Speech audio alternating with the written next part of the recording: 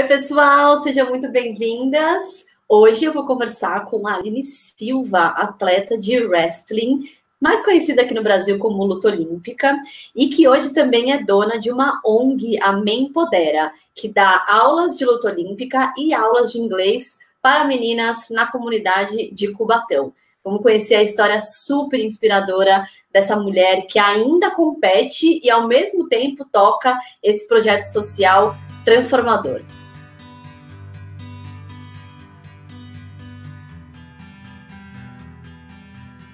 Porque eu, com 11 anos, não era capaz de nada disso aos olhos de ninguém.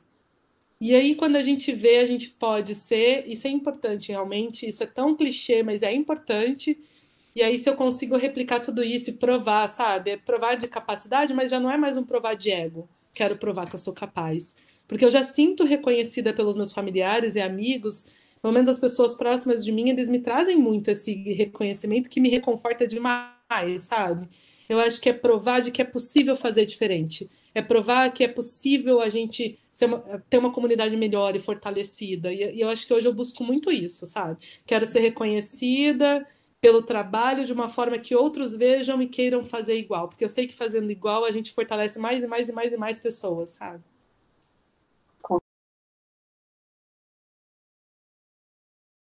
A ONG, assim, no primeiro momento, a ideia da ONG, na verdade, veio de um sentimento, algo que está dentro de mim, assim, há muitos anos. Eu vou dizer, vai, desde os meus 20 e poucos anos, depois que eu já tinha conquistado a primeira medalha mundial, que até hoje tá como histórica, né? Até hoje é a única. E aí eu me dei conta de que eu já não era mais, já não fazia mais parte da estatística da maioria de onde eu vim, né? Eu tinha saído um pouquinho dessa estatística. E aí eu refletia muito olhando para a Aline dos 11 anos que vivia na rua, que os pais das minhas amiguinhas não queriam que elas andassem comigo. E eu falava, gente, o que que foi, né? O que que foi que fez isso? Como assim essa mágica, essa transformação? E a resposta para mim é o esporte. Eu tive muito da educação envolvido, mas para mim a disciplina do esporte me permitiu amar aprender. Teve um outro agente aí também, que foi a minha mãe, que sempre me inspirou, e sem querer, né? Minha mãe, ela sempre trabalhou e ia para o trabalho de ônibus e de metrô, então ela sempre tinha um livro à mão, sempre. Sem querer vendo ela lendo, eu peguei esse interesse também. E leitura te abre um caminho, te abre um mundo, te abre tudo, né? Te abre uma visão, abre um outro mundo, um outro mundo. Antes da gente poder pegar um avião a qualquer momento e viajar por aí, eu acho que era o livro esse caminho mais fácil e mais próximo, né? De você poder chegar a qualquer lugar do mundo através da leitura. E essas duas coisas juntas foram muito poderosas, mas sem o esporte, eu não acredito que eu teria disciplina e essa vontade de conseguir as coisas. E aí talvez só a leitura não fosse tão poderosa na minha vida. E aí eu comecei a pensar assim, poxa, eu preciso fazer alguma coisa com isso, sabe? Porque eu passei muitos perrengues, Júlia, e às vezes eu me pego me perguntando, por quê? Por que que eu tive que sofrer tanto, sabe? Em 2017 passar fome em Curitiba, em 2007. O coma, passar fome, crescer sem o pai não foi fácil. Por que que eu tive que passar por tanta coisa? E a resposta que me traz paz dentro de mim foi por um propósito. Se eu pegar toda essa minha história e eu não tiver um propósito, fica muito sofrido lidar com tudo que eu passei. E aí o sentido disso tudo é vamos pegar essa história, vamos pegar tudo que você sofreu, que você aprendeu e fazer algo de bonito, porque talvez seja por isso que eu passei por tudo que eu tive que passar.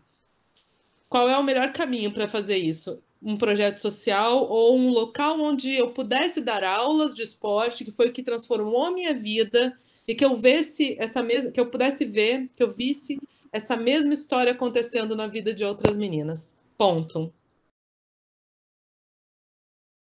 Começamos assim, no início, quando a gente foi divulgar o projeto na escola, a gente tinha muito medo, a gente falava, a gente não vai ter aluno, meu Deus, porque é luta olímpica, wrestling, ninguém conhece, ninguém tá nem aí, e só para meninas. Quem vai querer fazer isso? Lascou. E aí a gente ficou com muito medo e de repente em um mês a gente estava com as turmas cheias. E aí veio aquela felicidade maravilhosa de conseguimos e logo depois umas tristezas porque a turma era terrível, era difícil de controlar. Elas eram muito indisciplinadas, briguentas. Meu Deus, tinha dia que a gente chegava em casa com vontade de chorar, desespero. Eu me perguntava por que eu inventei isso? Pra que eu fui começar um negócio desse? Meu Deus. E agora, como é que começa? Como que eu começo a dar aula? Ah, fechar parcerias. Eu pesquiso muito na internet, né? Eu sou muito autodidata. E aí, um caminho bom é fechar parcerias, para captar recursos assim, assim, assado. E eu não via nada disso possível, porque quando você vai captar recurso ou pedir dinheiro para qualquer pessoa, ela quer dados do seu projeto acontecendo. E meu projeto não estava acontecendo ainda. Então, para tirar do zero é muito difícil. Você não tem nada para basear. E aí eu entendo o lado de quem está doando e quem está acreditando no seu projeto, ele não pode acreditar só na tua palavra, né? E aí, bom, o GSMP foi o que me possibilitou colocar, né, conectar os pontos e falar assim, bom, para começar eu vou precisar disso, fiz o plano de ação, a gente fica 2 meses lá imerso nessa ideia, com mulheres incríveis de todo mundo e mais gente ajudando ali, né, te dando todo o suporte. Voltei para o Brasil entendendo, né? Durante o GSMP eu descobri a estatística de que menos de 10% da população brasileira fala outra língua, não é o inglês apenas. E aí não é uma surpresa para mim, é caro aprender inglês, né? Não é qualquer um que tem dinheiro. E quando você já está na vida adulta, que você de repente consegue dinheiro para pagar, você pode não ter tempo, porque você está trabalhando igual um louco. E aí eu pensei assim, poxa, o inglês, junto com essa pesquisa de quantos brasileiros falavam inglês, veio também a pesquisa de quantos cada pessoa que fala uma outra língua pode receber a mais do salário. Falei, cara, é isso. Primeiro que para ser atleta, quando em 2006 eu ganhei a minha medalha de mundial, que era inédita para o Brasil, eu recebi uma proposta para ir treinar no Canadá. Só que eu não falava inglês, isso ficou por intermédio de um cara que trabalhava na minha confederação que prometeu dar andamento nesse processo e tentar intermediar por mim. Aconteceu que eu nunca mais ouvi falar, eu perdi uma puta oportunidade na minha vida. Se eu falasse inglês naquela época, talvez eu tivesse me resolvido, talvez eu tivesse hoje já sei lá quantas medalhas mundiais, não só 2, né? E aí eu pensei, bom, não é só para o atleta o inglês, é para a carreira, porque de repente, se as minhas meninas, né, se os meus alunos tiverem uma educação fraca na escola, porque é a realidade das escolas públicas, mas se eu conseguir fazer eles fluentes em inglês, eu vou dar uma vantagenzinha profissional. Então eu idealizei lá no GSMP o programa, não só com a luta, mas com o inglês também, porque eu acredito que o que me fez não foi só o esporte. Sem o esporte e a educação, eu acredito que eu poderia sim ser uma grande atleta, mas eu sou tão grata ao esporte não só por ser uma grande atleta. Sabe, eu tenho muito orgulho do ser humano que eu tenho me tornado e isso é através de leitura também, porque para o meu espírito ele se engrandece cada vez que eu leio algo novo, cada vez que eu busco um conhecimento. E para mim é muito necessário andar junto. Então, o projeto começou por isso e o momento foi porque eu não queria esperar mais. Ao contrário de outros atletas, eu não sinto até hoje, minhas finanças não estão equilibradas. O wrestling não é um esporte que dá dinheiro, não é uma vitrine grande, né? Então, se eu for ficar esperando o momento financeiro para isso, talvez nunca acontecesse. Eu tenho que fazer isso não por dinheiro, eu tenho que fazer por mim. Até hoje ainda é um custo, agora nesse momento o desafio está gigante de manter a Me Empodera, mas como o motivo vai além do retorno, né, do retorno financeiro, a gente toca não importa o que, assim, a gente se vira. Eu sempre pensei, primeiro eu pensava em como atuar como técnica, né? Porque o técnico tem um papel muito importante também na vida dos jovens, né? Então, a princípio, eu pensava, poxa, como técnica, mas eu criticava muito o olhar assim das relações técnico-atleta, que tem muito técnico que preza pelo rendimento, ponto. E para mim vai muito além disso. O técnico ele tem o poder de disciplinar, de trazer uma série de valores assim que às vezes a gente tem corrompidos pelas dificuldades da vida, às vezes corrompido numa casa, numa família desestruturada, e o técnico tem esse poder, talvez, sabe, se ele souber usar. Então eu vou atuar como técnica de uma forma diferente, da forma que eu acredito. Não me importa o rendimento, eu quero que eles rendam, mas eu quero, acima de tudo, o ser humano. Então, a princípio, eu pensava nisso, e depois veio idealizando na minha cabeça a questão de projeto social. E aí, quando eu comecei o projeto social, hoje, eu amo o que eu faço, eu amo esporte, eu adoraria atuar como técnica, mas eu já me vejo mais na parte de gestão, assim, eu tenho gostado muito também da gestão. É um desafio gigantesco, né? Eu ouvi as pessoas falando e eu não acreditava. Pra gente que é atleta, assim, que gosta de competir, eu acho que é um sentimento parecido, assim, de medo, conquista, volta o medo, um pouquinho de conquista, volta o medo. Então eu tenho gostado muito, assim. Por vários momentos, Júlia. E agora, por exemplo, foi um mais crítico, né? Último momento meu de classificação para Tóquio. Então, o que eu acostumei a fazer é eleger uma prioridade por um certo período de tempo.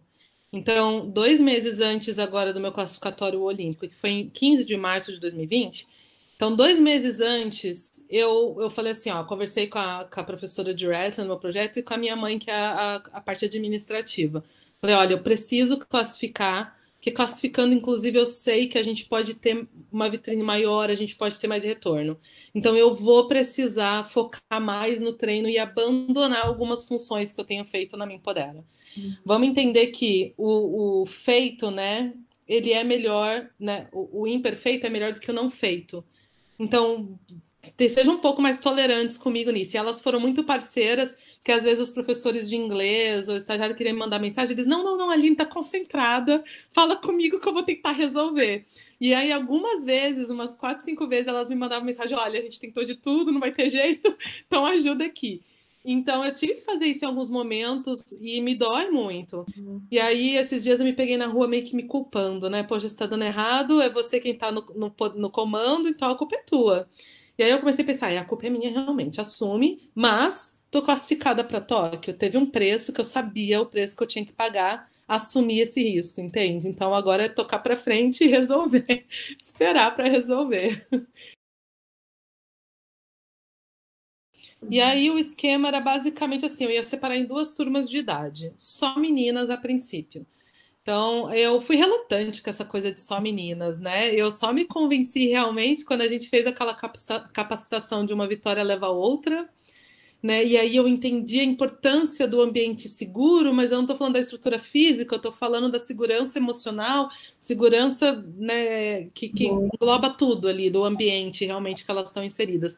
E aí eu me convenci ali numa vitória leva a outra que ter só meninas era importante, até para equilibrar a balança, porque se eu tenho os dois, a gente não equilibra nunca.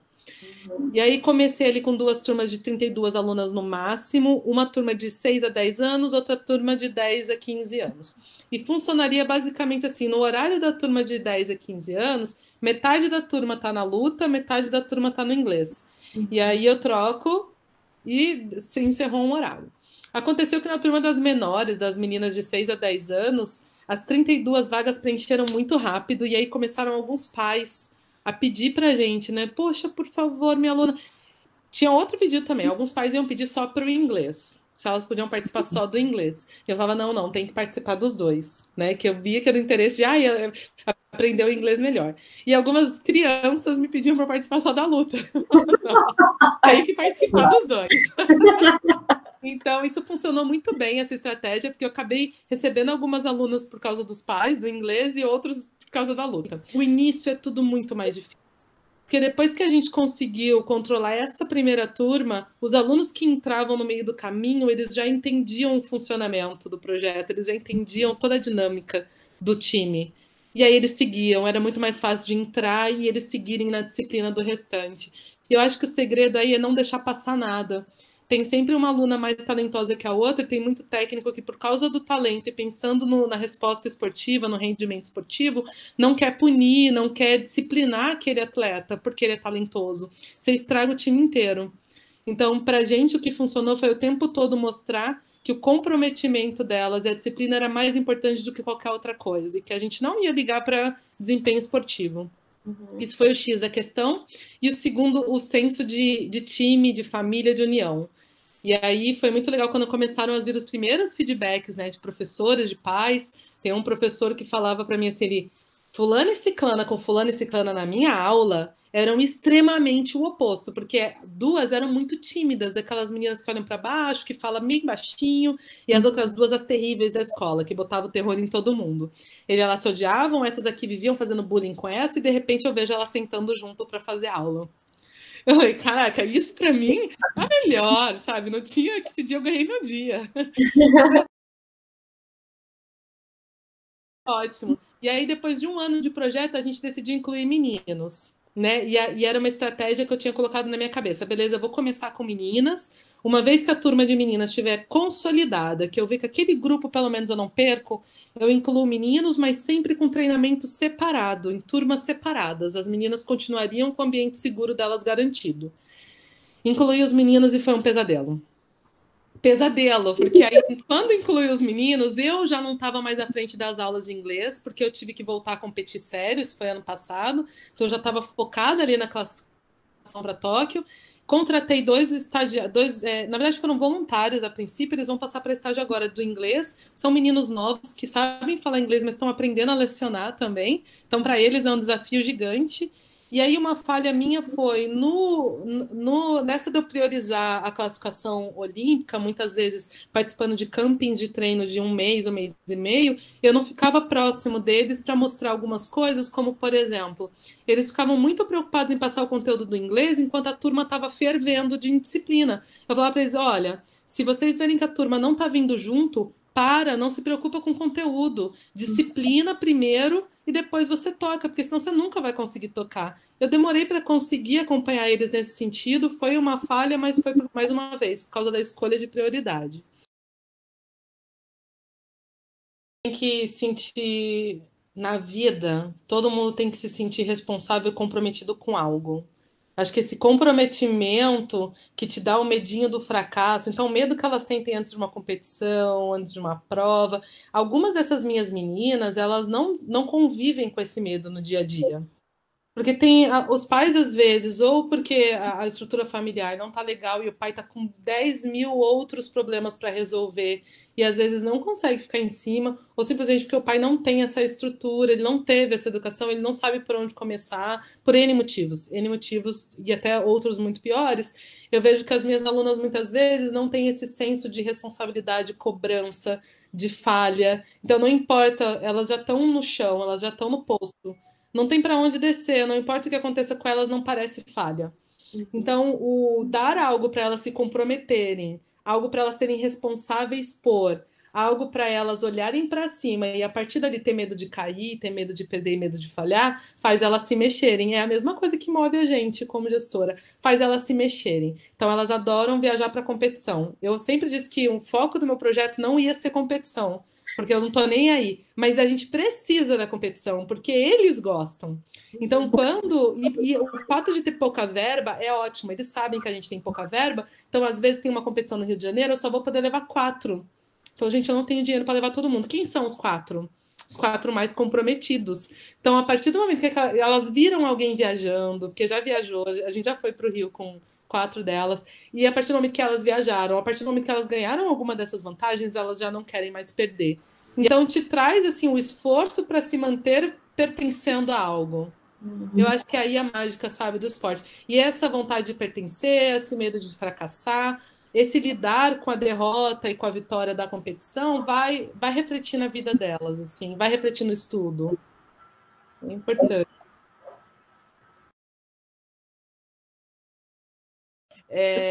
E aí, uma vez, uma pessoa falou isso para mim, ela: eu sinto uma indignação quando você fala. Eu falei: eu sempre fui assim. Quando eu era muito nova, na época que eu dava trabalho, eu era revoltada e eu expressava a minha revolta da forma que eu podia, que era fazendo coisa errada. Era o ninguém me controla, ninguém me segura, né? Meus primos, eu fui criada no quintal de família, com 2 primos da mesma idade que eu. Então, quando os dois brigavam, por exemplo, eles gritavam a mim para socorrê-los, né? Ou nenhum dos dois queria brigar comigo. E eu adorava brincar de Power Rangers, adorava essas coisas, lutinhas. Então, eu sempre quis fazer luta. Eu acho que por causa do Power Rangers, porque eu identificava como algo que eu era boa já antes de lutar, porque meus primos precisavam de mim para se defender. Então, é algo que você já se destaca. E aí, no colégio que minha mãe me colocou, só tinha judô, era o único esporte de luta que tinha, foi por ele que eu comecei. Além de, eu sempre fui estabanada, cresci muito rápido, e estabanada não dá para coisas femininas, né? Que a sociedade chama de feminina, que eu acho um absurdo, porque não tem nada de feminino, não tem nada de masculino. Mas na época era isso, né? Minha família ficou horrorizada quando eu disse que eu ia fazer luta, porque não era coisa de menina, né? E eu acho que era para contrariar. Eu sempre gostei de contrariar também. Eu sempre gostei disso, assim, um pouquinho também. Desde que eu cheguei, ele começou a insistir para eu fazer luta olímpica. Eu falava, não, esse esporte aí ninguém conhece, ninguém nunca viu, eu não quero esse negócio. Em 2003, 2001, teve um campeonato brasileiro de wrestling em São Paulo. E aí o Joanilson convenceu todo mundo a participar, eu fui também, acabei sendo campeã brasileira. E aí quando a gente ganha, é gostoso, né? Quando a gente ganha é bom, a gente adora, né? E aí eu decidi ficar na luta olímpica e no judô, até que eu viajei para um campeonato em 2003, mundial em Nova York. Meu Deus, eu nunca tinha imaginado sair do Brasil, que dirá ir para fora do mundo. Nova York, lutamos no Madison Square Garden. Eu fiquei louca, vi que a luta olímpica era coisa gigantesca lá. Estados Unidos eles adoram, né? Principalmente lá. Voltei para o Brasil, nunca mais fiz judô, decidi ficar na luta olímpica mesmo. E acho que foi uma boa escolha. Assim. Eu ainda sonho muito com a medalha olímpica. Sonho muito e eu quero, eu vou atrás se eu tiver a chance ano que vem. E aí lá no GSMP a gente aprende, sonha lá, o que que você quer? Agora volta e qual vai ser o primeiro? Então o primeiro passo para mim era me empoderar com esporte em inglês. E eu já começo a estudar os próximos passos, ele vem se configurando, eu te falei, né? Não no sem fins lucrativos, mas num 2,5, eu fico estudando as formas que eu conseguiria talvez fazer isso possível. E aí, como pessoa, já que o meu sonho hoje não é mais só a medalha olímpica, ela faz parte de um conjunto, sabe? Eu quero ser tudo que eu puder. Eu quero aproveitar o máximo que eu posso com o esporte, com o aprendizado, sendo como gestora, na escola, para poder dissipar isso e provar o quanto a gente é capaz.